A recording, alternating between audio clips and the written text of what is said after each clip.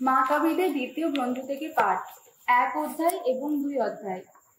আমরা জেরুসালেম ও গোটা জুদেয়ার অধিবাসী ইহুদিরা এই পত্র লিখছি মিশরে প্রবাসী আমাদের ইহুদি ভাইদের কাছে। তোমাদের ভাই এই আমরা তোমাদের প্রীতি সম্ভাষণ জানাচ্ছি এবং কামনা করছি তোমাদের সুখ শান্তি হোক। ঈশ্বর তোমাদের মঙ্গল করুন। তার বিশ্বস্ত সেবক আব্রাহাম, ইসায়াক ও যাকবের সঙ্গে তিনি যে সন্ধি স্থাপন করেছেন, তিনি যেন সেই সন্ধির কথা স্মরণে রাখেন। তিনি তোমাদের সবার অন্তরকে যেন এমনই করে তোলেন যাতে তোমরা তার আরাধনা করতে পারো, যাতে উদার প্রাণে স্বেচ্ছায় স্বচ্ছন্দে তার সমস্ত ইচ্ছা পালন করতে পারো। তিনি যেন তোমাদের মনের দ্বার খুলে দেন, যাতে তোমরা তার বিধান ও তার সমস্ত আদেশ নির্দেশের অর্থ বুঝতে পারো। তিনি যেন সুখ শান্তি দানে তোমাদের ধন্য করেন। তিনি যেন তোমাদের যত প্রার্থনা পূর্ণ করেন, তোমাদের যত পাপ ক্ষমা করেন এবং দুঃসময় তোমাদের যেন পরিত্যাগ না করেন।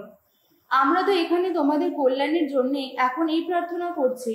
দেমেত্রিয়সের রাজত্বকালে 169 সালে আমরা ইহুদিরা তোমাদের কাছে চিঠি লিখেছিলাম।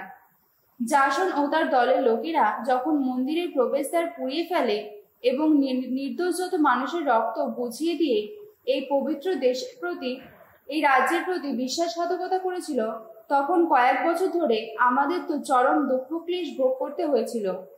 সেই সময় আমরা কিন্তু প্রভুকে ডাকলাম, সাড়াও পেলাম। আমরা যজ্ঞ উৎসর্গ করলাম আর সেই সঙ্গে সেরা ময়দা প্রদীপগুলি জ্বালিয়ে নৈবেদ্যে রুটি এনে সাজিয়ে রাখলাম। এখন এই 188 সালে আমরা এই উদ্দেশ্যে চিঠি লিখছি যাতে তোমরা কিসলেভ মাসের শিবির পর্বটির দিনগুলি পালন করো।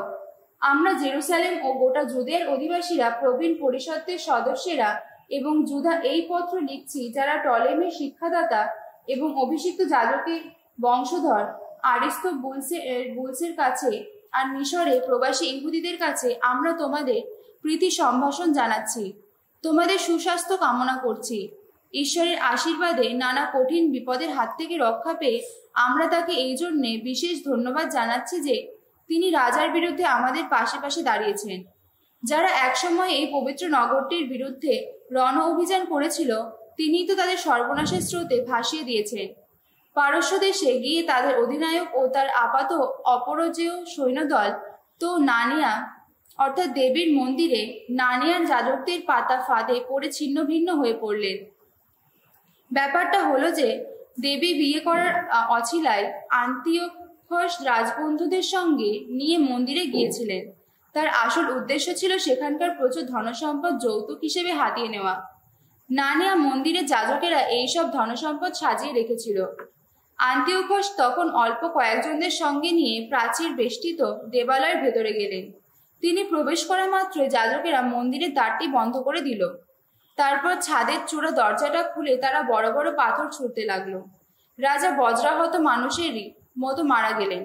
যাজকেরা এবার মৃতদেহগুলি টুকরো টুকরো করে তার মাথাগুলি কেটে ফেলে সবই বাইরে দাঁড় করিয়ে থাকা লোকেদের দিকে ছুড়ে দিতে লাগলো। আমাদের ঈশ্বর ভক্তিহীন ওই যত মানুষকে যিনি মৃত্যুর কাছে সঁপে দিয়েছেন, ধন্য তিনি, সব দিকেই ধন্য তিনি। কিসলেভ মাসের 25 তারিখে আমরা মন্দিরের শুদ্ধিকরণ পর্ব পালন করতে চলেছি। তাই আমাদের মনে হয়েছে সে কথা তোমাদের জানানো উচিত, যাতে তোমরা পর্বটি পালন করতে পারো, ঠিক যেমনটি পালন করে থাকো শিবির পর্ব এবং অগ্নির স্মৃতি দিবস, যে অগ্নি দেখা দিয়েছিল যখন নেহেমিয়া মন্দির ও যজ্ঞবেদী গেঁথে তোলার পর যজ্ঞ উৎসর্গ করেছিলেন। আমাদের পিতৃপুরুষদের যখন বন্দী অবস্থায় পারস্য দেশে নিয়ে যাওয়া হচ্ছিল, তখন সেই সময়কার ভক্ত যাজকেরা যজ্ঞবেদী থেকে কিছুটা আগুন তা গোপনে লুকিয়ে রেখেছিলেন একটি শুকনো কুয়োর ভেতরে। তারা এমনই সাবধানে তা সেখানে রেখেছিলেন যে জায়গাটি সবার কাছে অজানা থেকে গিয়েছিল। বহু বছর কেটে যাওয়ার পর ঈশ্বরের মনোমতো সময় এলে পারস্য রাজ নেহেমিয়াকে এই দেশে ফেরত পাঠালেন। তখন নেহেমিয়া যে যাজকেরা এই আগুন লুকিয়ে রেখেছিলেন তাদের বংশধরদের হাতে সেই আগুন খুঁজে বের করার ভার দিলেন। পরে তারা এসে জানালেন আগুন নয়, এক ধরনের ঘন তরল দ্রব্যই তারা খুঁজে পেয়েছেন। নেহেমিয়া তখন তাদের নির্দেশ দিলেন তারা যেন ওই দ্রব্যের খানিকটা তুলে নিয়ে আসেন। যজ্ঞীয় উৎসর্গের সবকিছু বেদিতে রাখা হলে তিনি যাজকদের নির্দেশ দিলেন, কাঠ এবং কাঠের ওপর যেসব অর্ঘ্য রাখা হয়েছে তারা যেন সেগুলির ওপর ওই তরল দ্রব্য ঢেলে দেন। তখন তাই করা হলো। কিন্তু পরে হলো কি, সূর্য যা এতক্ষণ মেঘে ঢাকা ছিল তা বেরিয়ে এসে আলো ছড়াতে লাগলো। তখন জ্বলে উঠল প্রবল আগুন। সবাই তাতে অবাক হয়ে গেল। যজ্ঞের যত অর্ঘ্য যখন পুড়ে যাচ্ছিল তখন সেই সময় যাজকেরা উপস্থিত সকলে একসঙ্গে প্রার্থনা করতে শুরু করলো। জোনাথন প্রথমে প্রার্থনা বলেন আর বাকিরা সবাই নেহেমিয়ার অনুসরণে দোহার দিতে থাকে।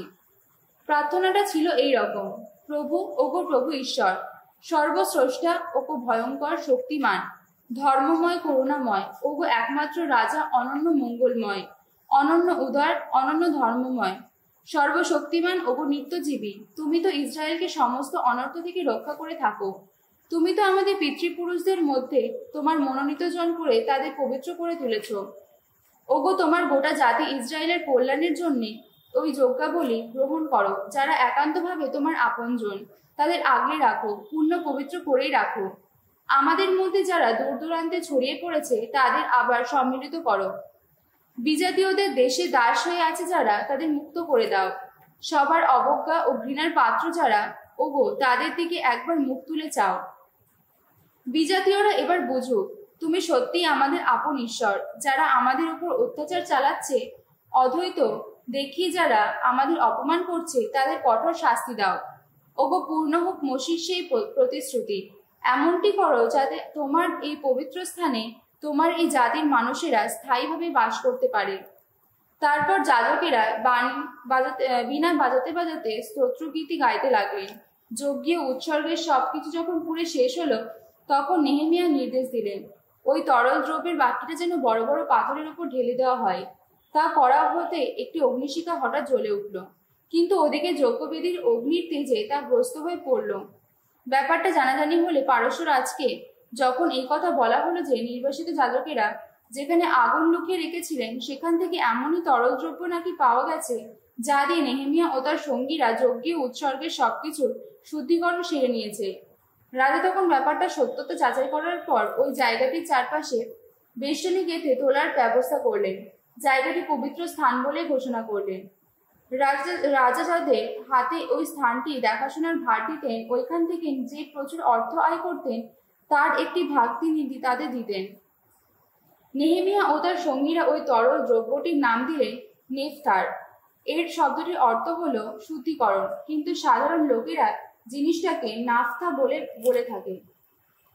প্রাচীন নথিপত্রে এই কথা পাওয়া যায় যে যাদের নির্বাসনে পাঠানো হচ্ছিল, প্রবক্তা জেরেমিয়া তাদের এই নির্দেশ দিয়েছিলেন যে তারা যেন বেদির খানিকটা আগুন নিয়ে যায়। সেখানে সে কথা তো আগে উল্লেখ করা হয়েছে।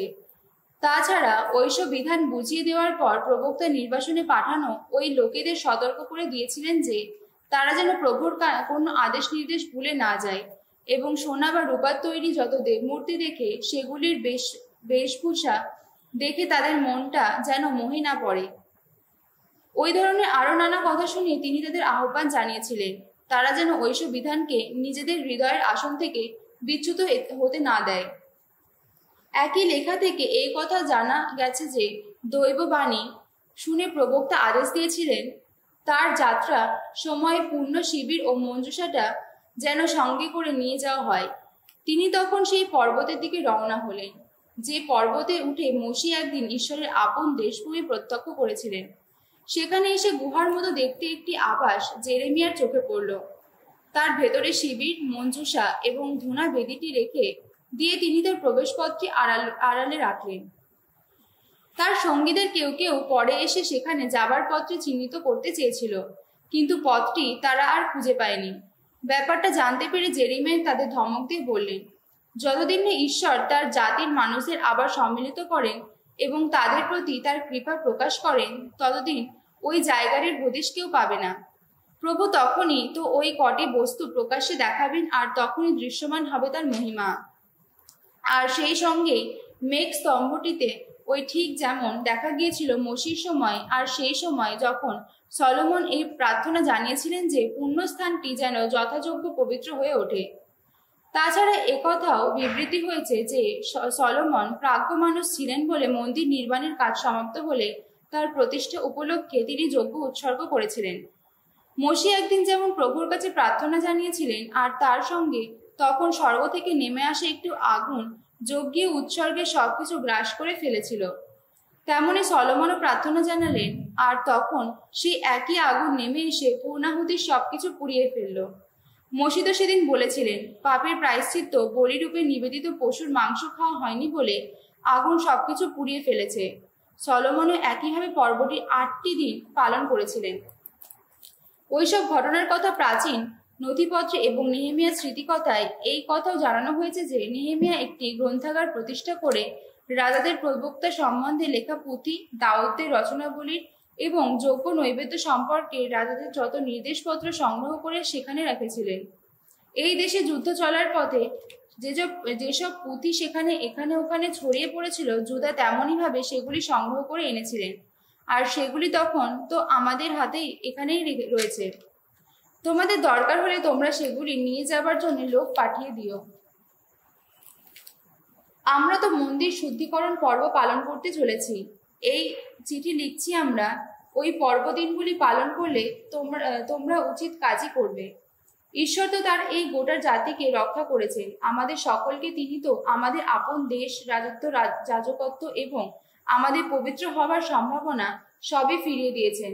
আবার তাতে তো তার বিধানবাণীতে উচ্চারিত শ্রুতি পূর্ণ হয়েছে, আর আমরা তো এই আশা রাখি যে সেই একই ঈশ্বর শীঘ্রই আমাদের প্রতি তার করুণা দেখিয়ে আকাশের নিচে যত দেশ রয়েছে সেই সব দেশ থেকে নিয়ে আমাদের সকলকে আবার সম্মিলিত করবেন এখানকার পবিত্র স্থানটিতে।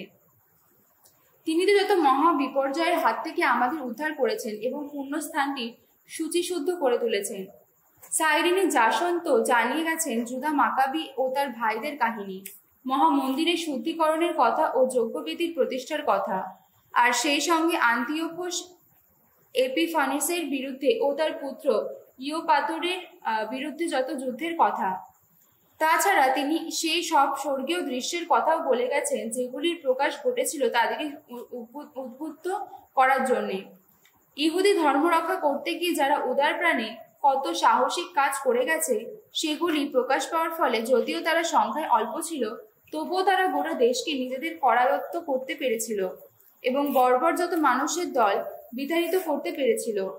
তারা তখন বিশ্ববিখ্যাত মন্দিরটাকে আবার অধিকার করে নিয়েছিল, জেরুসালেম নগরী মুক্ত করে দিয়েছিল এবং ওই যত বিধি নিয়ম যেগুলি বলতে গেলে লোপ পেতে চেয়েছিল সেগুলো আবার বলবৎ করেছিল। প্রভু তো সেদিন করুণা দেখিয়ে সব ব্যাপারে তাদের প্রতি তার অনুগ্রহ প্রকাশ করেছিলেন। সাইরিনে জাসন তার 5টি পুঁথির মধ্যে ওই যা কিছু বিবৃতি করে গেছেন আমরা এখানে একটি গ্রন্থের মধ্যেই তা সংক্ষেপে বলতে চেষ্টা করব। জাসন তার রচনায় সংখ্যার বন্যা বইয়ে দিয়েছেন। তাছাড়া যারা ওই ইতিহাসে যত কাহিনী একটু তলিয়ে বুঝতে চায় তত্ত্ব বাহুল্যের জন্যে তাদের তো খুবই কষ্ট পেতে হয়। এইসব বিবেচনা করে আমরা উদ্যোগ নিয়েছি যে এই গ্রন্থ পড়তে ইচ্ছুক যারা তারা যেন তা পড়ে তৃপ্তি পায়।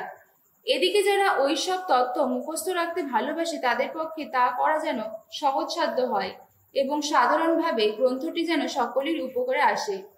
সংক্ষিপ্ত সার রচনা করার কঠিন কাজের ভার এই আমরা যারা গ্রহণ করেছি আমাদের পক্ষে তা করা কিন্তু মোটেই সহজ ব্যাপার নয়, বরং তা বহু পরিশ্রম ও রাত্রি জাগরণের ব্যাপার।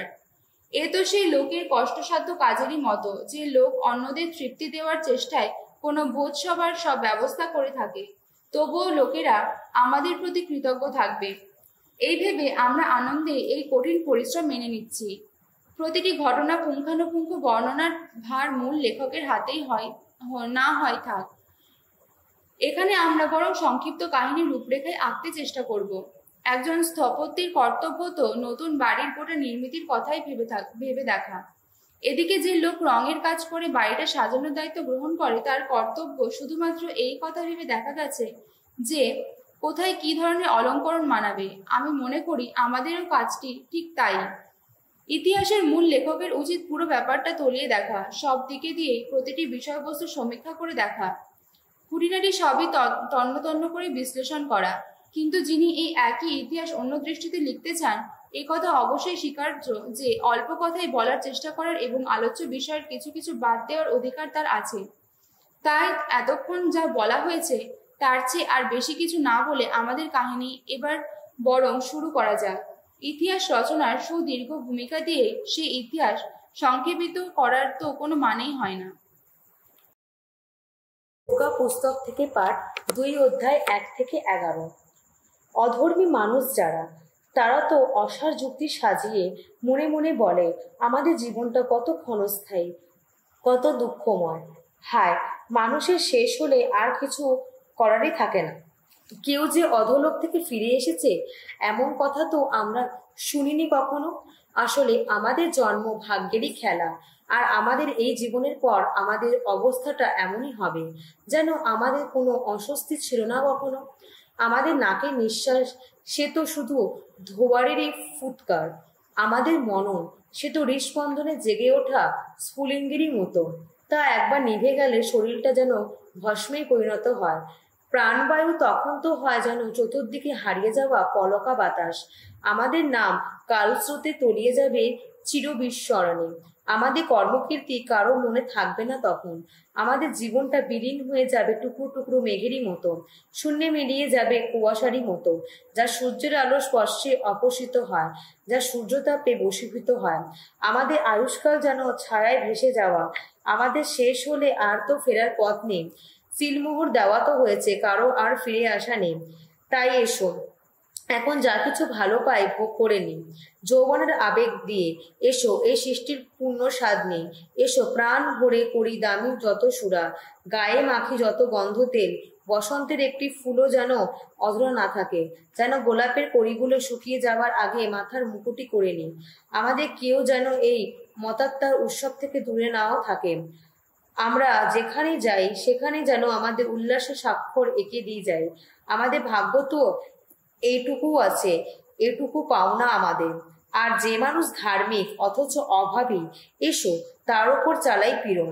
কোনো বিধবাও যেন রেহাই না পায়। বৃদ্ধের পাকা চুলেরই প্রতি কোনো শ্রদ্ধা নয়। আমাদের শক্তি হোক একমাত্র ন্যায়ের মানদণ্ড। দুর্বলতা সে তো নিষ্ফলতা বলেই প্রমাণিত। সাধু লুক রচিত মঙ্গল সমাচার 10 অধ্যায় 1 থেকে 24 পদ। এরপরে প্রভু আরো 72 জনকে নিযুক্ত করলেন, আর তাদের তিনি দুজন দুজন করে সেই সমস্ত শহরের জনপদে তার আগে আগে পাঠিয়ে দিলেন, যেখানে নিজে তিনি শীঘ্রই যাবেন। তিনি তাদের বললেন, ফসল তো প্রচুর, কিন্তু কাজ করার লোক অল্প। তাই ফসলের মালিককে মিনতি জানাও, তিনি যেন তার শস্যক্ষেত্রে কাজ করার লোক পাঠিয়ে দেন। এবার তোমরা রওনা হও। তবে একটা কথা মনে রেখো, তোমাদের আমি পাঠাচ্ছি যেন নেকড়ের দলে মেষ শাবকেরই মতো। সঙ্গে তোমরা টাকার থলি বা ঝুলি বা জুতো নিয়ে যেও না। পথে কারোর সঙ্গে কুশল আলাপ করো না। যে বাড়িতে ঢোকো সেখানে প্রথমে তোমরা বলো, এই বাড়ির শান্তি হোক। সেইখানে শান্তি পাবার যোগ্য যদি কেউ থাকে, তাহলে তাদের এই শান্তি আশীর্বাদ তার উপর গিয়ে অধিষ্ঠিত হবে। আর যদি যোগ্য কেউ না থাকে, তাহলে তোমাদের কাছে তা ফিরিয়েই আসবে। তোমরা সবসময় একই বাড়িতে থেকো। তারা তোমাদের যা কিছু দেয় তোমরা তাই খেও, তাই পান করো, কেননা যে কর্মী তার মজুরি পাবার অধিকার তো আছে। তোমরা এই বাড়ি বাড়ি করো না। কোনো শহরে প্রবেশ করলে যদি সেখানকার লোকেরা তোমাদের গ্রহণ করে, তাহলে সেখানে তোমরা যা কিছু পরিবেশন করা হবে তোমরা তাই খেও। সেই জায়গায় রোগীদের তোমার সুস্থ করে তোলো, আর সকলকেই বলো, ঐশ্বরাজ্য এখন তোমাদের খুব কাছে। কিন্তু কোনো শহর প্রবেশ করলে সেখানকার লোকেরা যদি তোমাদের গ্রহণ না করে, তাহলে সেই শহরের পথে পথে গিয়ে তোমরা সকলকেই বলো, তোমাদের এই শহরে যে ধুলো আমাদের পায়ে লেগে আছে, তাও আমরা এখন তোমাদের ধিক্কার জানিয়ে মুছে ফেলছি। কিন্তু একথা জেনে রাখো, ঐশ্বরাজ্য এখন খুব কাছে। তারপর যিশু বললেন, আমি তোমাদের বলে রাখছি, মহাবিচারের সেই দিনটিতে ওই শহরের তুলনায় সদমের দশাও সহনীয় হবে। হায়রে তুমি খোরাজি, হায়রে তুমি বেতসাইদা, কারণ তোমাদের ওখানে যে সমস্ত লৌকিক কাজ সম্পন্ন করা হয়েছে, তা যদি তুরস্ক ও সিদোনেই করা হতো, তাহলে সেখানকার লোকেরা অনেকদিন আগে চটের কাপড় পরে আর ছাই মুখে প্রায়শ্চিত করতে বসত। তাদের মতিগতিও পাল্টাতো। তাই সেই মহাবিচারের দিনে তোমাদের তুলনায় তুরস্ক ও সিদোনের দশা সহনীয় হবে। আর তুমি, ওহে কারফানাও, তুমি কি ভেবেছ তোমাকে তুলে দেওয়া হবে ঊর্ধ্বলোকে? না, তোমাকে সেদিন নেমে যেতে হবে সে অধোলোকে। যিশু তারপর শিষ্যদের বললেন, যে তোমাদের কথা শোনে সে আমারই কথা শোনে, যে তোমাদের প্রত্যাখ্যান করে সে আমাকে প্রত্যাখ্যান করে, আর যে আমাকে প্রত্যাখ্যান করে সে তাকে প্রত্যাখ্যান করে যিনি আমাকে এখানে পাঠিয়েছেন। যিশু যে 72 জনকে বাণী প্রচার করতে পাঠিয়েছিলেন তার আনন্দিত মনে ফিরে এসে বললেন, প্রভু, আপনার নামের শক্তিতে এখন অপরাধীরাও আমার কাছে বর্ষতা স্বীকার করছে। যিশু উত্তর দিলেন, হ্যাঁ, আমি শয়তানকে পড়ে যেতে দেখেছিলাম যেন আকাশ থেকে বিদ্যুতেরই মতো। শোনো, আমি তোমাদের এমন শক্তি দিয়েছি যাতে তোমরা সাপ ও বিচের ওপর দিয়ে পা ফেলে যেতে পারো, মারিয়ে যেতে পারো শত্রুর সমস্ত শক্তিকে। কোনো কিছু তোমাদের ক্ষতি করতে পারবে না কখনো। তবে ওইসব বিদেহী আত্মা যে তোমাদের বর্ষতা স্বীকার করেছে তার জন্য আনন্দ করো না, বরং এই জন্য আনন্দ করো যে তোমাদের নাম স্বর্গলোকে লেখাই রয়েছে। ঠিক তখনই যিশু পবিত্র আত্মার আবেশে উল্লাসিত হয়ে উঠলেন। হে পিতা, হে স্বর্গমর্তের প্রভু, আমি তোমাদের বন্দনা করি, কারণ এই সমস্ত কথা তুমি জ্ঞানী ও বুদ্ধিমান লোকদের কাছে গোপন রেখেছ আর প্রকাশ করছো নিতান্ত শিশুদেরই কাছে। হ্যাঁ পিতা, এই তো তুমি চেয়েছিলে, এতেই ছিল তোমার আনন্দ। যিশু বলে চললেন, আমার পিতা আমারই হাতে সমস্ত কিছু তুলে দিয়েছে। পুত্র যে কে পিতা ছাড়া আর কেউ তা জানে না, আবার পিতা যে কে তাও কেউ জানে না, শুধু পুত্র ছাড়া আর পুত্র নিজেই যাদের কাছে পিতাকে প্রকাশ করতে চায় তারা ছাড়া।